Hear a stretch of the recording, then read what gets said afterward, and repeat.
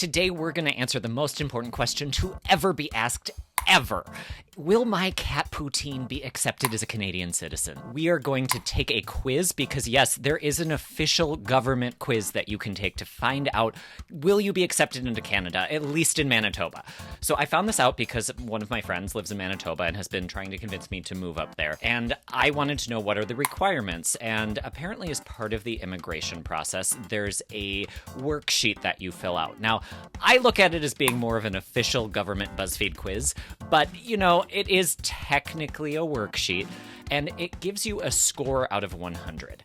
I got 85 on it, but I don't care about myself. I care mostly about my cat Poutine. Poutine is named after the national dish of Canada, which, for those of you who aren't aware, poutine is a Canadian delicacy that is made from French fries topped with cheese curds, topped with gravy, and oh boy, is it delicious. Even if you're a vegetarian like I am, you can get vegetarian gravy on it, and ooh, it is tasty. Now, pro tip, if you're looking for a tasty, tasty variation on poutine, sweet potato fries.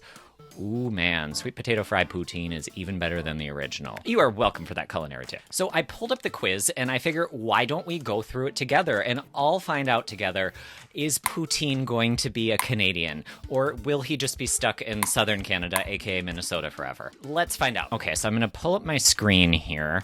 Okay, so there's 5 factors, and each of them has a different, total score that you can get based on each of them. And we're gonna see how much Poutine scores on each section here. So let's see here. First section is language, which is, can you speak the 2 official languages of Canada? There's French or English, which Poutine ne parle pas français parce qu'il un chat. So that means he gets 0 because he also doesn't speak English. He is fluent in Japanese, but not French or English. So we're not off to a good start because 25 is a big portion of the score. So, but I'm just gonna assume he's gonna pass. I'm just gonna assume. Okay, let's go on to section 2. Section 2 is age. This worksheet isn't really designed for cats. Because he's 4.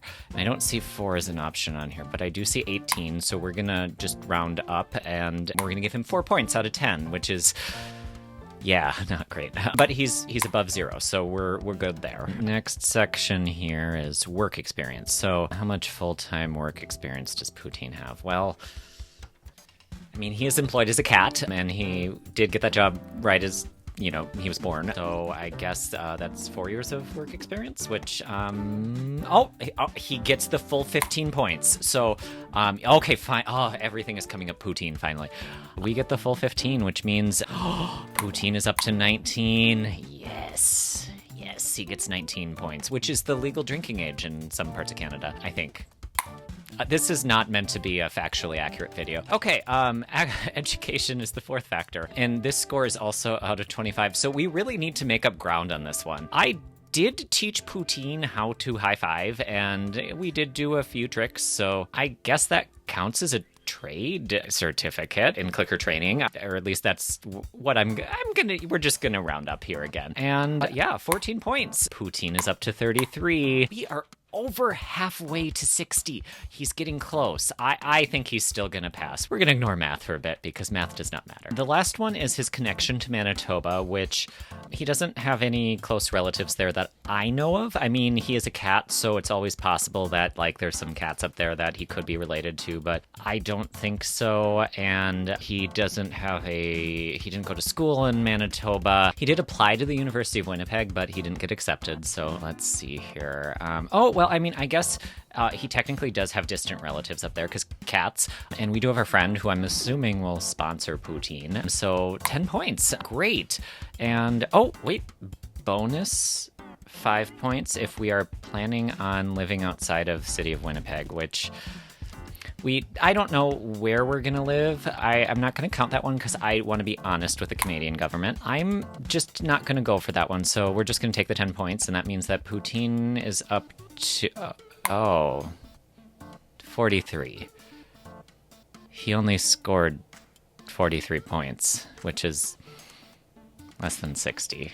So, hang on, let's talk about this for a second. I'm going to call up the I'm actually not going to call the Manitoban government, but there is something wrong with the Manitoban government if they do not want a cat like Poutine there. He is literally named after Poutine. How much more Canadian can you get than that? Oh, wait, hang on. Before we get enraged with a provincial government. Oh my God, there's another page that I didn't even notice here. Let's pull this up really quick. Wow, look at this very real official government document from Canada. So apparently there's a sixth factor on this worksheet, which it's definitely normal for government worksheets to have extra credit sections. So if you're a feline that is named after a Canadian delicacy, add 5 million points. Oh my God. Okay, so math time. That brings up Poutine's total score from 43 to 5,043,043, which is way higher than 60, which means Poutine passes the Canadian citizenship quiz. Poutine can become a Canadian citizen. Oh, Poutine is going to be so excited. We are going to go up there and we're going to listen to metric while using the metric system, and we're going to go hang out at the Forks, and we're going to eat poutine in the land of Poutine. I need to tell Poutine this. Do you want to come with me and tell him? Let's go tell Poutine. Poutine is going to be so excited. Poutine, you're going to be Canadian. Here he is, the man of the hour. Poutine, how do you feel about being able to be a Canadian? Poutine, are you excited to be a Canadian?